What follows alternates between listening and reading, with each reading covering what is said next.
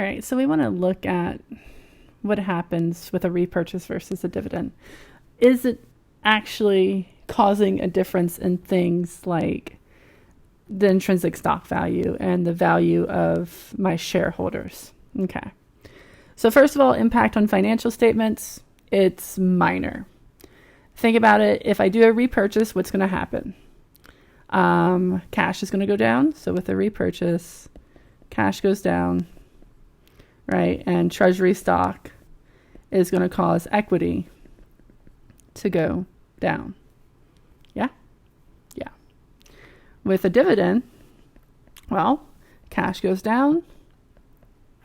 Now, treasury stock doesn't get recorded when I pay a dividend, but remember, dividends come out of retained earnings. Well, out of net income, but right, net income flows into retained earnings. Yeah, technicality. And so if dividends have to come out of retained earnings, then when I pay a dividend, if cash goes down, guess what? Retained earnings goes down, which means equity goes down. So overall, the impact on the financial statements is the same.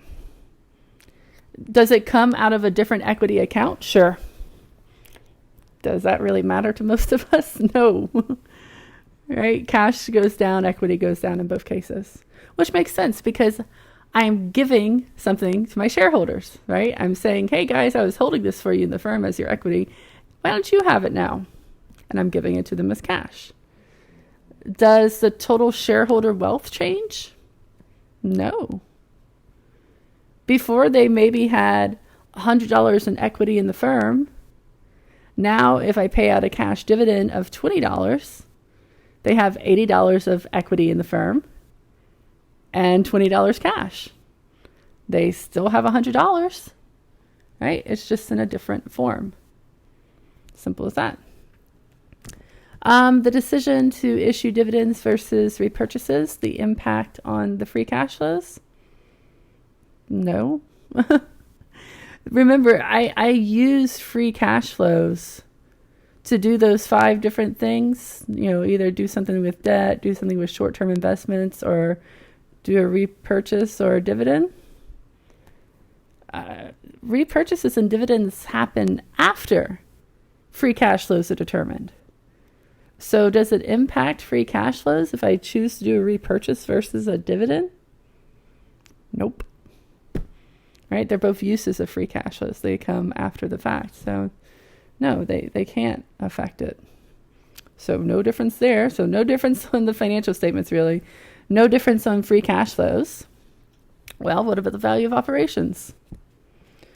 Well, value of operations is determined by this. Okay, we already said that the decision between dividends and repurchases doesn't affect free cash flows. So that's no good. We haven't said how or if, doing repurchase versus paying a dividend would affect WACC at all. It shouldn't, right? That's determined by my capital structure and my riskiness because of my cost of debt and equity. So that's out the picture. So the impact on the value of operations? Nope. No difference there. Impact on the intrinsic stock price. Okay, so you have to imagine that we're focusing on total equity and all the shareholders together and their total wealth, okay? And it kind of goes back to that example I just gave you of if you had $100 invested in the firm as equity and they pay out a cash dividend of 20, that comes out of retained earnings, so equity went down by 20. Did your overall wealth change as a shareholder? No. You still have 80 in equity and 20 in cash, total of 100. There is some difference ultimately in how quickly the stock price goes.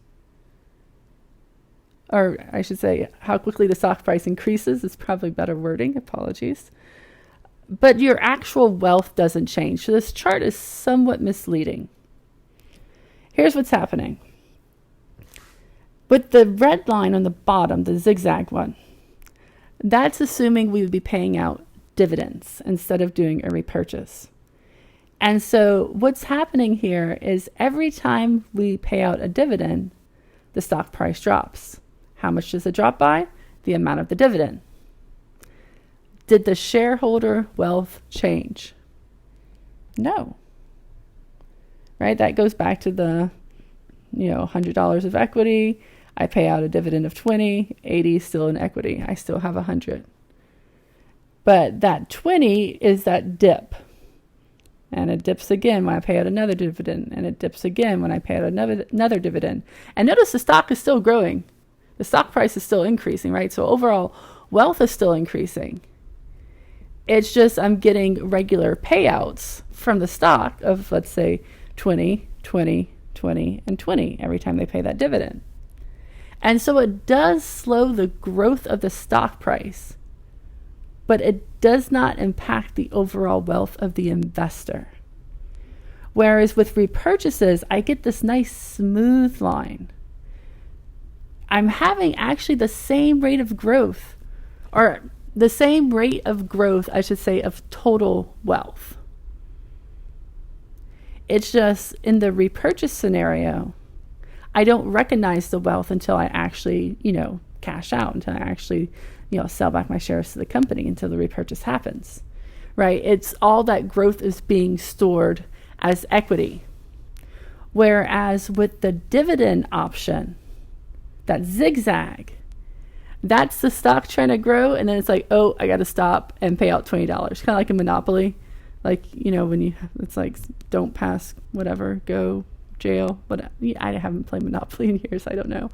But it's like a stop sign, right? It's like the stock's trying to grow. Oh, stop, pay out a dividend. Go back, grow. Stop, pay out a dividend. The investor should end up with the same amount of wealth in both these scenarios. And like I said, that's where this graph is misleading at. You're like, whoa, the repurchased one is doing so much better, right? Like this guy would be like the egomaniacal guy going like, ah, ha, ha, ha, I'm so good, ha, ha. Right? Because look how high the stock price of my stock is. But the problem is he hasn't been pocketing dividends the whole time. Whereas the person down here holding this stock, the little old grandma, she has just as much money, she has just as much wealth as the other one, the repurchase option. The only difference is that she's been pocketing $20 each year, right? Instead of just letting it be baked into the stock price, which is what's happening with the repurchase.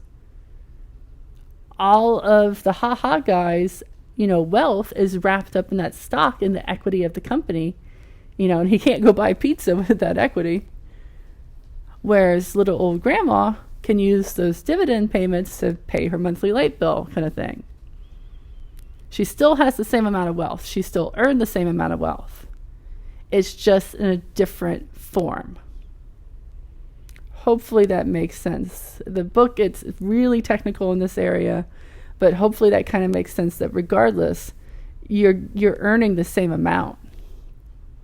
I mean, the value of operations are the same. The free cash flows are the same. So how would you end up with different, amounts of wealth if the stock chooses to do a repurchase versus a dividend? Ignoring all that tax stuff and everything. But the actual value of the stock should be no different. The value that your wealth has grown to should be no different. It's the same stock. It's just, how do you want to recognize the gains from the stock? Do you want to recognize it eventually as a capital gain when the firm does the repurchase? Or do you want to be the grandma? No offense to grandmas. My mom's one, and a great grandma. Hopefully she's dead before she's a great grandma. Not that I want my mom to die. I just want my idiot family to stop reproducing, especially at young ages. Anyways, you have the same amount either way. It's just, how do you want the payment made to you? Do you want it as a dividend, or do you want it as a capital gain? Nothing to do with the firm, right? That's investor preference. So ultimately, does it matter? Yes, because investors have preferences, but does it ultimately change the intrinsic value of a stock, or the value of a firm's operations, or the value of a firm's free cash flows? No.